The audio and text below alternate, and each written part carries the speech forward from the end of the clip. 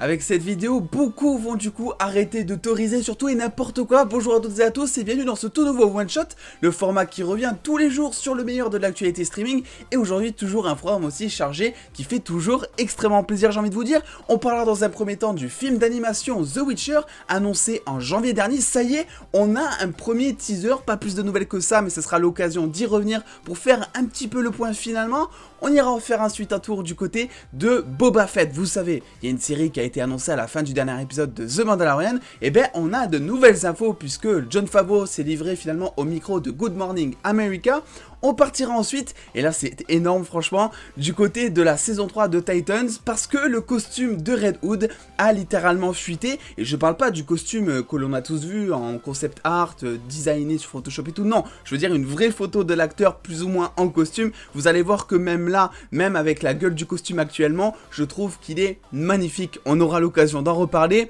Et enfin, évidemment, comme toujours en ce moment j'ai envie de vous dire, on parlera de Spider-Man, parce que oui, apparemment de nouveaux accords ont été trouvés entre Disney et Sony finalement, ce qui prolongerait un petit peu Spider-Man dans le MCU, et donc on n'est pas prêt de l'oublier, le petit Tom Holland. Bienvenue dans ce tout nouveau one shot, installez-vous confortablement mesdames et messieurs les dos, c'est parti.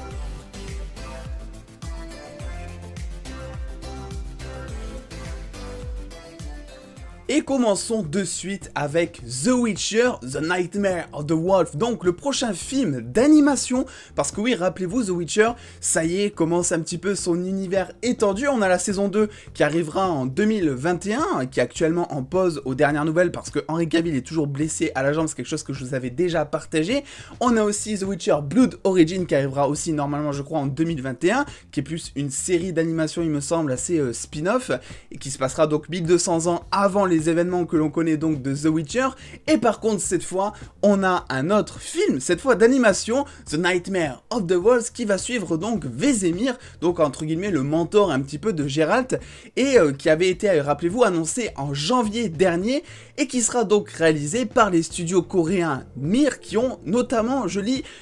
produit La Légende de Korra et Voltron, que je n'ai toujours pas vu mais qui apparemment sont très connus du public. Et bien on a un nouveau teaser, j'ai envie de vous dire, et ça fait extrêmement plaisir parce que ça veut dire que le plan de communication commence un petit peu à s'activer. Et regardez ce que je vous ai partagé hier soir, je crois, sur les réseaux sociaux. C'est très court, c'est très simple. C'est une tête de loup, voilà, avec le logo qui s'affiche petit à petit, mais ça fait extrêmement plaisir dans le sens où, on n'a toujours pas de date, hein, c'est toujours prévu pour, voilà, coming soon, on nous dit 2021 ici sur le compte de Netflix, mais ça fait extrêmement plaisir parce que ça veut dire que le plan de communication est en train petit à petit de se lancer, ce qui veut dire que ça arrivera pas à la fin 2021, je ne pense pas. Je pense qu'on peut prévoir pour le film d'animation une sortie maximum pour mi-2021, ça reste que des suppositions, après tout est sujet à changement, surtout en ce moment, vous savez, il est hyper compliqué de faire des suppositions sur les dates, parce que les tournages s'arrêtent, parce qu'il y a des problèmes sanitaires, je sais pas si vous avez entendu parler, mais voilà, c'est assez compliqué, mais finalement, on sait ça, on a ce petit logo, et on sait que le film d'animation n'est pas oublié, et ça permet un petit peu de relancer la hype, si elle était déjà présente chez vous, concernant ce film d'animation qui se fait toujours entendre apparemment. On part ensuite du côté d'une série qui, elle, se fait énormément entendre en ce moment. C'est évidemment la série The Book of Boba Fett, centrée sur Boba Fett comme le titre le dit. Le The Mandalorian et Star Wars en général, en ce moment, c'est un petit peu n'importe quoi, entre guillemets. Ça fait énormément parler, voire beaucoup plus que le MCU. J'ai envie de dire, il était temps, parce que le MCU, on en parle tout le temps, et c'est vraiment le truc dont on parle le plus, et j'adore ça. Mais ça fait du bien un petit peu de voir, je sais pas, de la concurrence, entre guillemets, s'installer, je sais pas si vous voyez. Et on a de nouvelles informations, parce que Jon Favreau, donc le créateur entre guillemets de The Mandalorian, s'est livré au micro de Good Morning America, et ça nous est rapporté ici donc par Variety, qui va se charger un petit peu de rapporter certains propos de l'acteur. On apprend énormément de choses. Déjà, ce que l'on apprend, et le principal, c'est qu'il y en avait beaucoup qui avaient un doute. Moi j'avais un petit doute, mais je pensais pas honnêtement théoriser dans ce sens, dans le sens où finalement The Book of Boba Fett, donc le titre qui avait été annoncé à la fin du dernier épisode de The Mandalorian, sera en fait un roman ou un recueil ou un livre, mais pas une série spin-off. et je me suis dit, ouais, connaissant Disney, ouais, en ce moment, ils ont un peu la thune pour faire des séries, pourquoi ils feraient un livre alors qu'ils peuvent pas se priver de faire des séries, justement. Et effectivement, ils confirment au micro de Good Morning America que ça sera bel et bien une série spin-off qui arrivera en décembre 2021 et dont on pourra revoir finalement Temuera Morrison, alors Ming-Na Wen, j'arrive jamais à le dire, excusez-moi, et aussi également d'autres acteurs un petit peu qui font partie du casting qui arriveront prochainement. La série sera produite notamment par Jon Favreau et Dave Filoni, que l'on connaît tous, le grand monsieur Star Wars en ce moment, hyper coté, Jon Favreau que l'on ne présente plus également, Iron Man, Star Wars, The Mandalorian, bref c'est n'importe quoi, le Roi Lion aussi, voilà, même si ça on en pense cover entre guillemets, et aussi Robert Rodriguez. Et Robert Rodriguez c'est notamment celui qui avait réalisé l'épisode 14, où on voit, enfin le chapitre 14 plutôt, on voit un petit peu Boba Fett qui arrive, vous savez, sur cette fameuse colline en cailloux, lorsque Baby Yoda un petit peu, enfin Grogu pardon, essaie de méditer. Et bien c'est à ce moment là où Boba Fett arrive, et c'est à ce moment là où on nous montre un petit peu toute la démonstration de charisme dont est capable le personnage. C'est donc Robert Rodriguez qui réalise cet épisode, et on sait qu'il sera de retour pour un, voire plusieurs épisodes. On n'a pas tellement d'infos, parce que dit comme ça, on dirait qu'il réalise tous les épisodes, mais c'est nécessairement pas le cas, je pense, parce que dans The Mandalorian, vous le savez, je pense, il y a un peu chaque réalisateur sur chaque épisode, on va dire, même si certains reviennent, mais je pense que les trois, donc Favreau, Filoni et Rodriguez, seront un petit peu les principaux à réaliser, et qui réaliseront donc plusieurs épisodes. On a d'autres informations, mais ça, c'est pas vraiment très surprenant. On sait effectivement que le livre de Boba Fett en français sera une série spin-off qui sera donc dans la même timeline que The Mandalorian, ce qui la rajoute donc à Ahsoka, la série, qui est également dans la même timeline que The Mandalorian, et aussi Ranger of the New Republic, qui suivra donc les aventures de Cara, qui est très récemment devenu finalement Ranger de l'espace et non pas Buzz l'éclair, j'ai envie de vous dire. C'est des informations qui font extrêmement plaisir, parce que ça enlève en fait, si vous voulez, le doute de se dire que ok, ils vont nous faire un roman, qu'est-ce que ça va être, et du coup c'est vrai qu'il y en avait beaucoup qui étaient un petit peu déçus à ce niveau-là, si ça allait être le cas, parce que effectivement Boba Fett c'était un personnage qui était très attendu, et je dois dire que je comprends pas vraiment tout l'engouement qu'il y a autour de ce personnage. Je le trouve plutôt cool, mais je comprends pas en fait, tout simplement. Alors bientôt fan de Star Wars, vous savez, je viens de naître, mais effectivement c'est quelque chose que je ne désire que découvrir. On part ensuite du côté, et là cette fois, c'est quelque chose qui n'a pas été contrôlé par le studio, parce que c'est une image qui a totalement fuité, le costume de Red Hood, officiellement, enfin pas officiellement du coup, mais officieusement dévoilé à cause d'une gaffe d'un fan. Ce qui s'est passé, avant de vous le montrer, je vais vous le montrer, rassurez-vous, ce qui s'est passé, c'est que l'acteur donc qui joue Red Hood, Jason Todd, donc Curran Waters, et bien finalement a pris une photo avec un fan sur le tournage, et le fan, il a fait comme tous les fans auraient fait finalement à ce moment-là, c'est-à-dire il n'a pas de NDA, il n'a pas signé de contrat, donc qu'est-ce qu'il a fait? Il a balancé la photo sur les réseaux sociaux, et je vais vous montrer cette fameuse photo finalement. Voilà, on voit donc Curran Waters avec un bout, je vous l'accorde, du costume de Red Hood, mais je trouve que même là, ça envoie du lourd, parce que regardez, si on regarde le concept art qui nous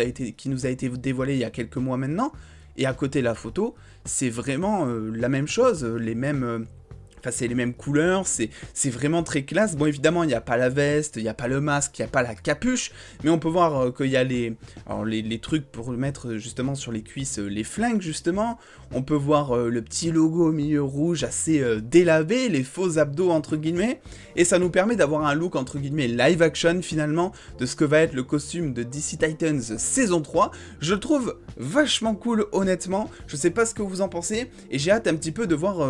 comment la transformation va s'effectuer. On aura l'occasion de faire une théorie autour de Red Hood et de la présence d'un certain personnage qui n'a pas encore été dévoilé. Je vous laisserai découvrir ça sur la chaîne dans tous les cas. Et on peut voir aussi, ça se voit très légèrement, et là il n'y a pas vraiment moyen de théoriser, on peut voir tout simplement que Curran Waters ici est tout simplement blessé vers l'arcade. Donc voilà, il s'est battu, il s'est blessé, j'ai pas vraiment de théorie à faire sur une blessure, parce qu'il peut très bien se prendre une porte, comme il peut se faire démonter par Robin à côté, donc là-dessus, on n'a pas tellement d'indices, mais effectivement, je voulais vous partager ça, parce que j'adore les photos qui fit, honnêtement, je trouve ça tellement magique, et Ça fait tellement plaisir de voir que les gros studios n'arrivent pas à tout contrôler, vous voyez, que ça me fait à chaque fois extrêmement plaisir, d'autant plus quand il s'agit de Titans, parce qu'ils ont clairement un des meilleurs sets costumes, je pense, toutes séries confondues. Donc du coup, j'apprécie toujours de voir tous les costumes finalement.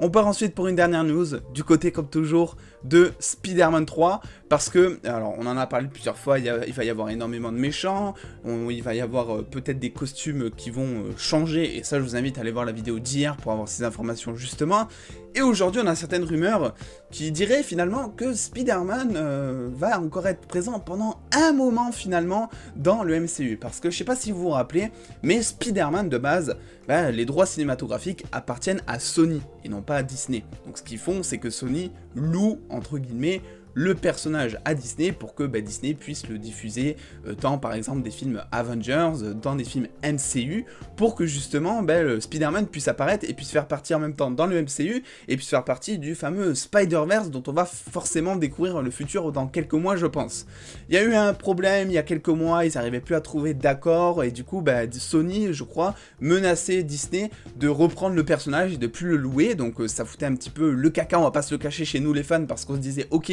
donc si Sony ne veut plus louer le personnage à Disney, au final on va plus le voir dans le MCU et ça créerait plein d'incohérences et ça serait grave le bordel et puis même en général ça nous fait chier. Il y a eu un accord depuis qui a été retrouvé apparemment et là on nous apprend d'après certaines rumeurs que finalement Spider-Man sera encore prévu pendant un très long moment dans le MCU et ça fait extrêmement plaisir. Apparemment les droits auraient été reprolongés et ce sont donc les hôtes du Disney Investor Day qui sont les hôtes finalement de la convention, qui ont apparemment déclaré que Marvel Studios, vous le voyez, avait prolongé l'accord Spider-Man avec Sony en raison du fait, et ça c'est très intéressant, en raison du fait que le tisseur de toile jouait un rôle central dans l'avenir de l'univers cinématographique Marvel. Et ça c'est très intéressant justement, parce qu'il nous parle pas finalement de... Enfin il nous parle du tisseur de toile, mais il nous parle aussi du Spider-Verse finalement, et apparemment ça voudrait dire que le Spider-Verse va jouer un rôle très important dans le MCU. On sait que prochainement, il y a un petit Spider-Man 3 qui arrive, et on a théorisé plusieurs fois finalement sur le fait que Venom, sur le fait que Morbus, sur le fait que le Vautour pourrait intégrer Spider-Man 3, et ces méchants font clairement partie du Spider-Verse. On sait qu'il y a potentiellement un film derrière Sinister Six, avec toute cette bande de méchants qui est potentiellement prévue des suites justement de Spider-Man 3, ou peut-être un peu plus tard du côté de Sony. Donc effectivement, ces méchants auraient un énorme rôle finalement dans le MCU. Qu'est-ce que ça veut dire? Est-ce qu'on risque peut-être un jour de voir un Venom contre un Thor? Je sais pas, ça serait quelque chose honnêtement de très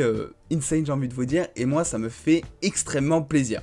Voilà, c'est tout pour aujourd'hui, j'espère que cette petite vidéo vous aura plu mine de rien. N'oubliez pas dans tous les cas de venir me suivre sur les réseaux sociaux pour avoir plein de news en exclusivité et en avance, parce que certaines des news que je vous ai présentées ici, je les ai partagées hier soir. Donc si vous voulez être beaucoup plus rapide que YouTube, n'hésitez pas, j'ai envie de vous dire. On se retrouve très vite dans une prochaine vidéo, et en attendant, comme d'habitude, les dos, faites-vous bien kiffer et prenez toujours aussi soin de vous. Des bisous les dos.